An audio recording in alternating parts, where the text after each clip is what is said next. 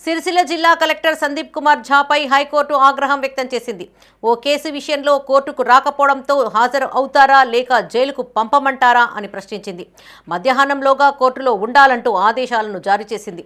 ఇటీవల భూ పరిహారం విషయంలో ఓ బాధితురాలిపైన కేసు నమోదు చేయాల్సిందిగా సదరు కలెక్టర్ అధికారులను ఆదేశించినట్లుగా సమాచారం. దీంతో బాధితురాలు హైకోర్టును ఆశ్రయించగా కలెక్టర్ తీరును హైకోర్టు తీవ్రంగా పరిగణించింది. రాజన్న సిరిసిల్ల జిల్లా కలెక్టర్ సందీప్ కుమార్ ఝాను హైకోర్టు చివాట్లు పెట్టింది. ఓ కేసు విషయంలో నేడు కోర్టుకు హాజరు కాకపోవడం పట్ల న్యాయమూర్తి తీవ్రంగా పరిగణించారు. మధ్యాహ్నంలోగా కోర్టులో ఉండాలంటూ ఆదేశాలను జారీ చేశారు. తన ఇల్లు మిడ్మానేరులో పోయిందని ఆర్&ఆర్ చట్టం ప్రకారం తనకు పునరావాసం కల్పించాలంటూ రాజన్న సిరిసిల్ల జిల్లా అనుపురం గ్రామానికి చెందిన వనపట్ల కవిత అనే నిర్వాసితురాలు గతంలో హైకోర్టును ఆశ్రయించింది. సుదీర్ఘకాలం విచారణ అనంతరం కవితకు ఆర్&ఆర్ ప్యాకేజీ ప్రకారం పునరావాసం కల్పించాలని కోర్టు తీర్పునిచ్చింది. కోర్టు తీర్పు మేరకు తనకు పునరావాసం కల్పించాలని బాధితురాలు జిల్లా కలెక్టర్ను ఆశ్రయించగా కోర్టును తప్పుదోవ పట్టించి ఇల్లీగల్ ఆర్డర్ తీసుకొచ్చారన్న అభియోగంతో పిటిషనర్పై క్రిమినల్ కేసు నమోదు చేయాలని కలెక్టర్ వేమ్లవాడ ఆర్డీఓకు లిఖితపూర్వక ఆదేశాలు ఇచ్చినట్టు సమాచారం.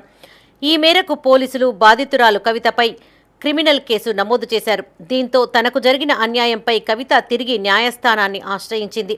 దీంతో కోర్టు తీర్పును ధిక్కరించడమే కాక బాధితురాలిపై కేసు నమోదు చేయడంపై హైకోర్టు సీరియస్ అయింది.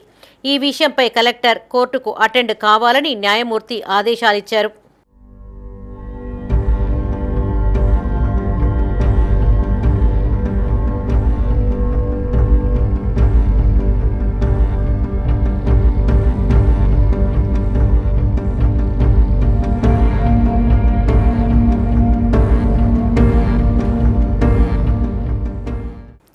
న్యాయమూర్తి ఆదేశాల మేరకు కలెక్టర్ సందీప్ కుమార్ ఝా నేడు ఉదయం కోర్టుకు హాజరు కావాల్సి ఉండగా గైర్హాజరైనట్టు సమాచారం.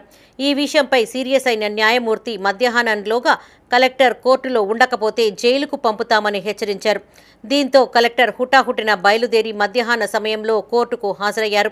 కలెక్టర్ను సుమారు 2 గంటల పాటు కోర్టులో నిలబెట్టి న్యాయమూర్తి తీవ్ర ఆగ్రహం వ్యక్తం చేసినట్టు తెలుస్తోంది. న్యాయస్థానం ఇచ్చిన తీర్పు తప్పు అని ఎలా అంటారు, బాధితురాలిపై కేసు ఎలా నమోదు చేస్తారంటూ నిలదీసినట్టు సమాచారం.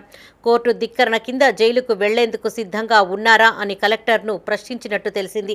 దీంతో తాను చేసిన వ్యాఖ్యలు తప్పేనని ఒప్పుకొని బేషరతుగా కలెక్టర్ క్షమాపణలు కోరినట్టు సమాచారం. అయినప్పటికీ బాధితురాలిపై కేసు నమోదు చేయించిన ఘటనలో తదుపరి చర్యలకు సిద్ధంగా ఉండాలని కోర్టు ఆదేశించినట్టు తెలుస్తోంది.